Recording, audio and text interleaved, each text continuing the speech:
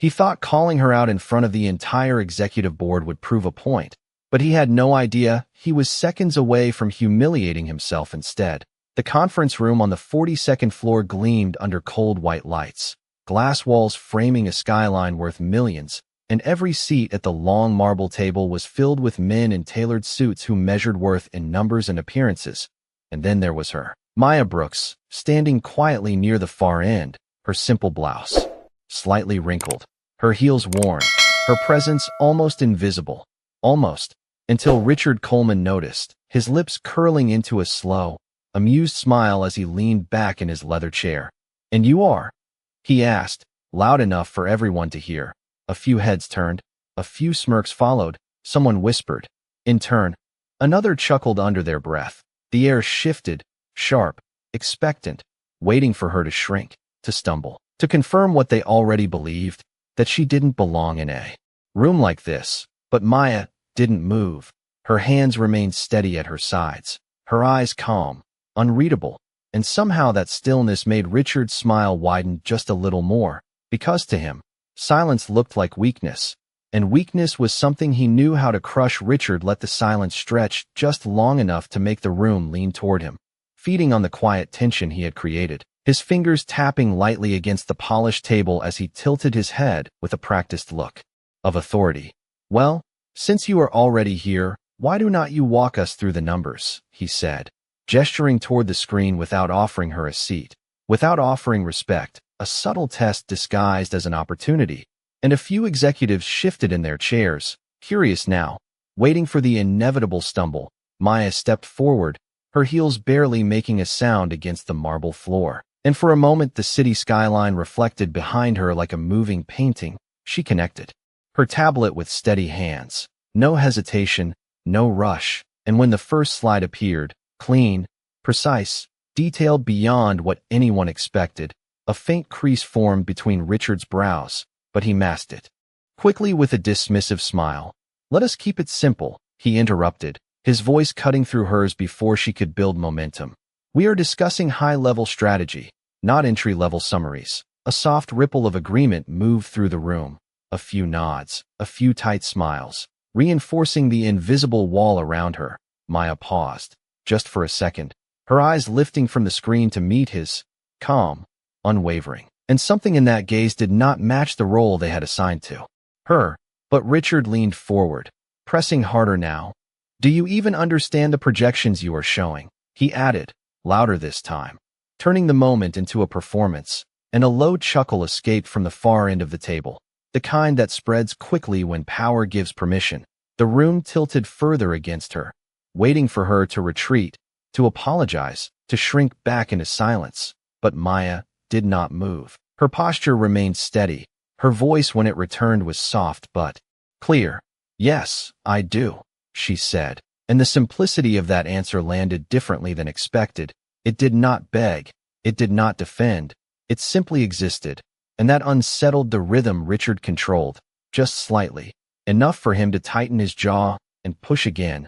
"Then explain it, in detail, since you seem so confident," he said, leaning back with a smirk, believing he had set the perfect trap, unaware that every second he pushed her further was drawing the attention of someone who had just stepped off the elevator, someone who would change the direction of the entire room within moments. Though inside, something colder was already shifting, because Maya Brooks was not nervous, not confused, and definitely not out of place. She was waiting, and the room had not realized it yet. The air in the room shifted again, not with noise, but with pressure, the kind that builds when expectations begin to crack. And Maya turned back to the screen without rushing, her fingers moving with quiet precision as she advanced to the next slide.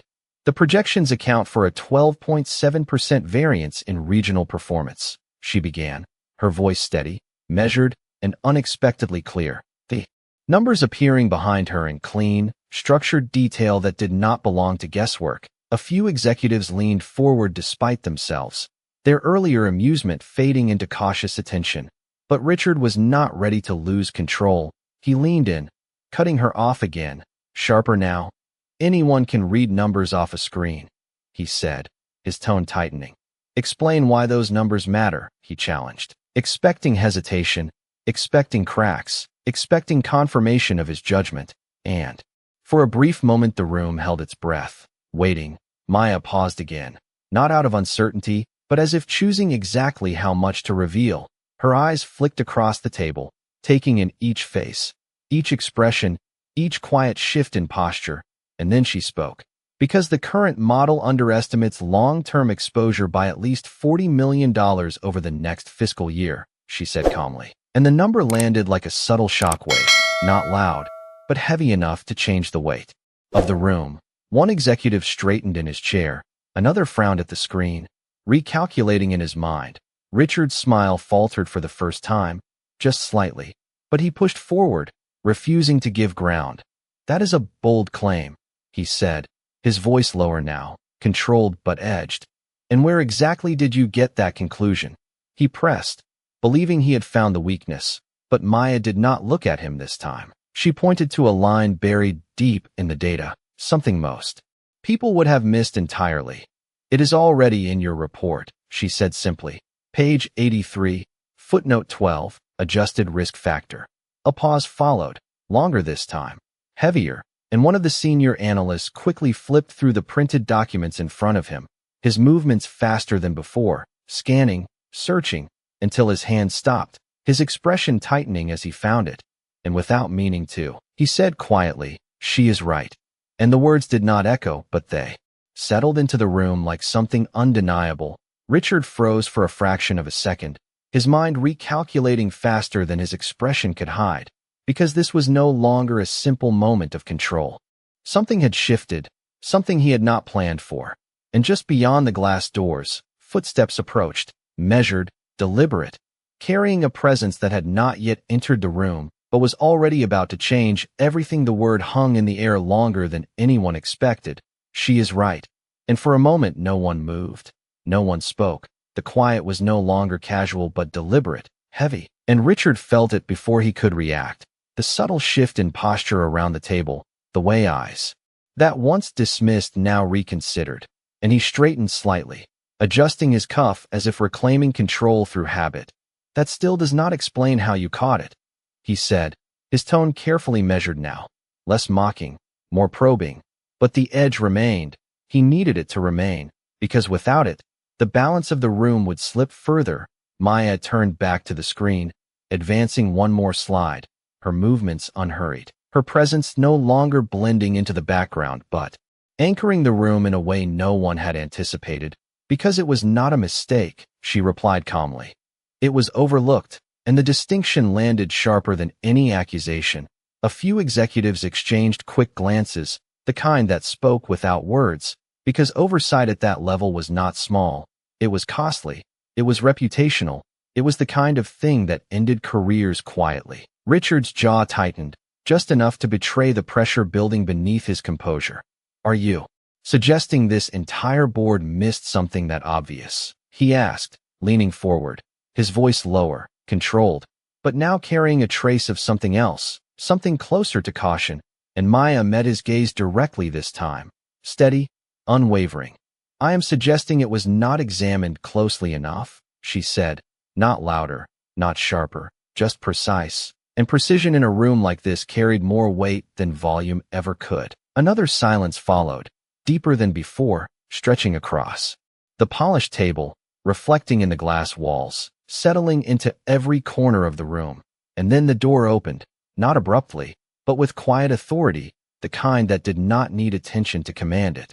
Heels touched the marble floor with measured rhythm, and Linda Carter stepped inside, her posture straight, her expression composed but alert. Her eyes moved quickly across the room before landing on Maya, and something in her face changed, subtle but immediate, recognition, respect, and something else that did not belong to the hierarchy everyone else believed in.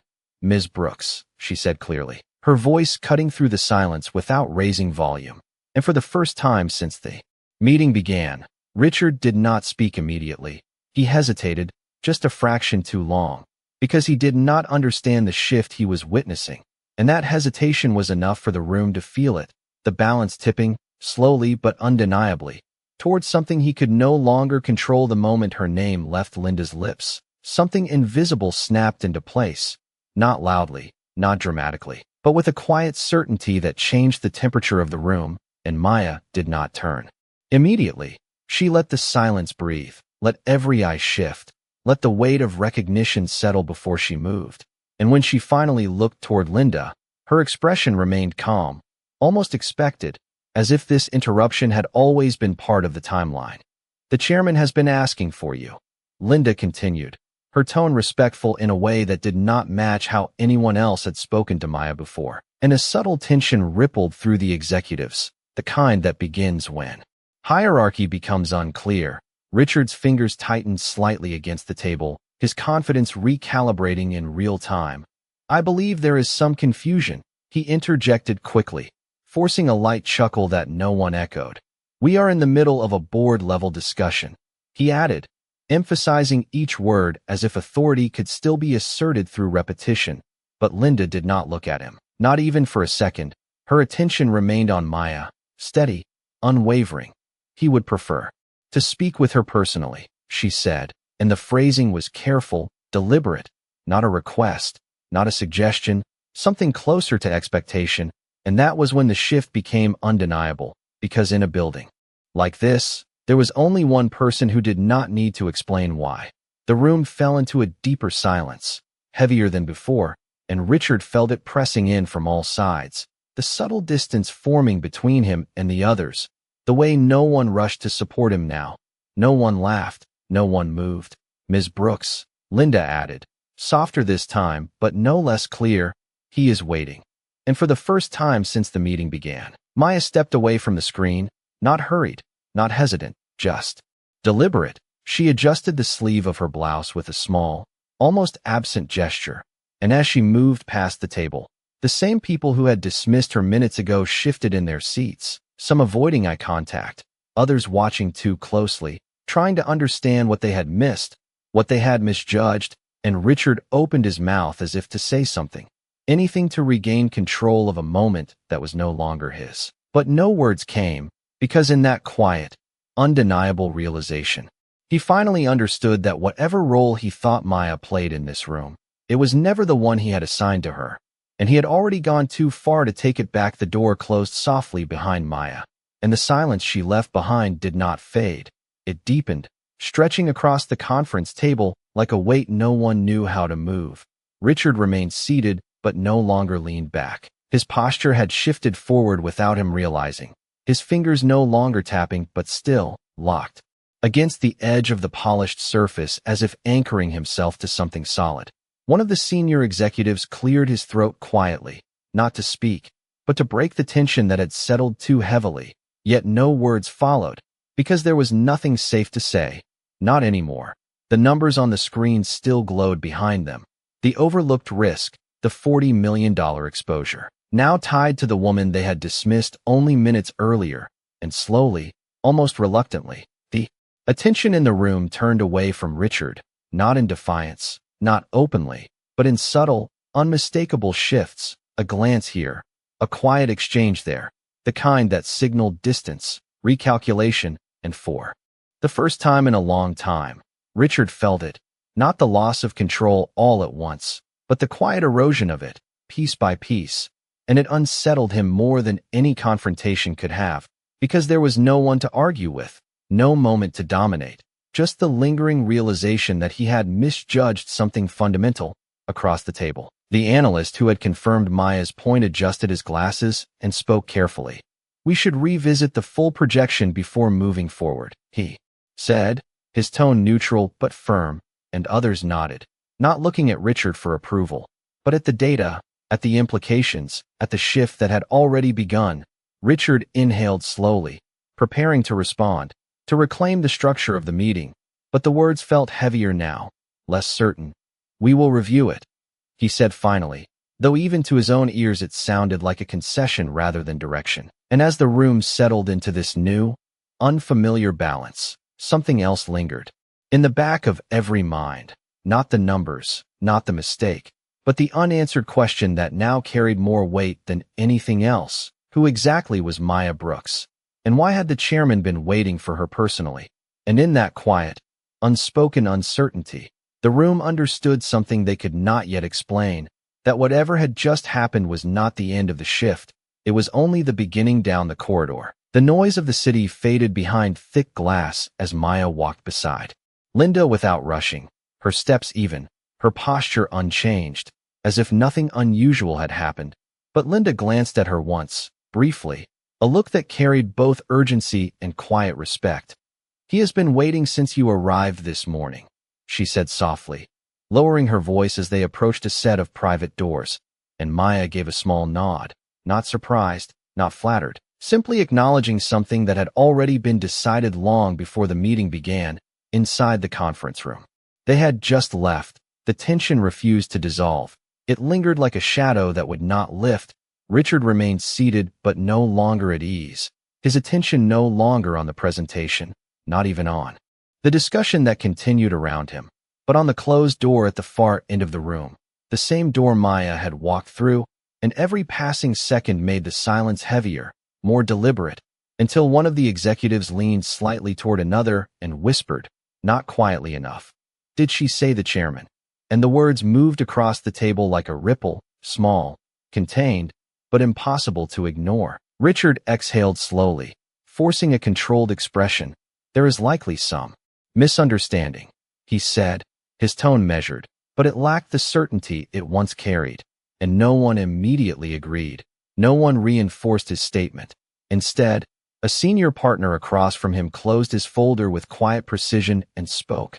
"The chairman does not ask for people personally," he said, not as a challenge, but as a fact, and that fact settled into the room with more weight than any accusation. Richard felt it again, sharper now, the realization that whatever was unfolding was beyond his control, beyond his assumptions, and for the first time, doubt pressed in, not loud, not obvious, but steady, persistent, and difficult to ignore. Because if the chairman was involved, then Maya was never just an overlooked employee, never just an outsider who wandered into the wrong room. She was something else entirely, something the room had failed to recognize. And as that understanding began to form, piece by piece, the confidence that once defined Richard's presence started to shift into something quieter, something more cautious, because the moment Maya stepped back through that door, everything in that room would be measured again, not by titles, not by suits, but by the way they had treated her when they believed she was no one behind the closed doors at the end of the private corridor. The atmosphere shifted from corporate tension to something quieter, more deliberate. The kind of space where decisions were made without noise. Maya stepped inside without hesitation, her posture unchanged, while Linda paused at the threshold before closing the door gently behind her, leaving the two of them alone with the man seated at the far side of the room. The chairman did not stand immediately. He simply looked up from the documents in front of him, his expression calm but attentive, and for a brief moment, the silence between them carried more meaning than words could. "You took your time," he said finally, not as criticism, but as observation, and Maya allowed a faint, almost knowing smile to touch her expression. "I wanted to see how long it would take," she replied softly. And that answer alone was enough to confirm what he already suspected. He leaned back, slightly, studying her with quiet approval, and he asked, "How long did it take?" Maya glanced briefly toward the glass wall that overlooked the same skyline, her reflection faint but steady. "Long enough," she said, and the simplicity of her response carried weight, because both of them understood exactly what had happened in that conference room without needing to describe it. Back inside the boardroom, the silence was finally broken by the sound of the door opening again, and every head turned at once, not casually, not politely, but with focused attention that had completely replaced the earlier dismissal. Maya stepped back into the room first, her pace unchanged, followed by Linda, and just behind them, the chairman himself entered, his presence alone shifting the entire energy of the space. Chairs straightened, postures adjusted, conversations died instantly, and Richard stood halfway out of his seat before he even realized he was doing it, his expression tightening as understanding began to form too quickly to control. The chairman's gaze moved across the room briefly before settling, not on Richard, but on Maya. "Please continue," he said, his voice calm, authoritative, and absolute. And in that moment, the truth no one had been told, but everyone now understood, settled over the room like a final, undeniable weight, because the way he addressed her was not casual, not distant. It was personal, and the realization arrived all at once, not as a shock, but as something far more unsettling, clarity, and Richard felt it completely, the quiet collapse of every assumption he had made, because the woman he had dismissed, interrupted, and challenged in front of everyone was never just a participant in that room. She was someone the highest authority in the building had been waiting for all along. No one spoke when he took his seat, not because they were told to be silent, but because silence had become the only appropriate response. The chairman rested his hands lightly on the table, his presence steady, controlled, and undeniable, while Maya stood beside the screen once more, not elevated, not announced, simply where she had always belonged. And for a moment, he said nothing, allowing the room to sit inside the weight of what had just shifted. Continue, he repeated calmly, his gaze moving briefly toward her before settling across the table, and Maya did not hesitate. She turned back to the presentation as if nothing had changed, as if the interruption had only confirmed what she already knew, her voice steady as she resumed, walking through the same numbers that now carried far more weight than before, every word precise, every detail grounded. And this time, no one interrupted, no one laughed, no one leaned back with casual dismissal. Instead, they listened, fully, carefully, as if each sentence mattered, because now it did. Across the table, Richard remained still, his earlier confidence replaced with something quieter, something far more difficult to hide, awareness. He replayed every word he had said, every glance, every assumption, and in that reflection, he saw it clearly, not just the mistake in the data, but the mistake in judgment, the one that could not be corrected with a revised report or a follow-up meeting. And when Maya finished, she did not look at him first. She looked to the chairman, a small pause passing between them, silent, understood, and then she spoke, not loudly, not with accusation, but with clarity. The risk was always there, she said, her voice calm. It just depended on who was willing to see it. And the words settled into the room like a final measure, not aimed, not personal, but impossible to ignore. The chairman gave a slight nod, his approval quiet but absolute, and then, almost as an afterthought, his gaze shifted to Richard, just for a second, not harsh, not confrontational, but enough. Enough for the message to land without explanation, and in that moment, no formal reprimand was needed, no raised voice, no dramatic consequence, because the silence that followed said everything. It held the weight of realization, of regret, of understanding, and as the meeting moved forward, structured, composed, and undeniably different, one truth remained, clear and unshaken: respect had never been about position.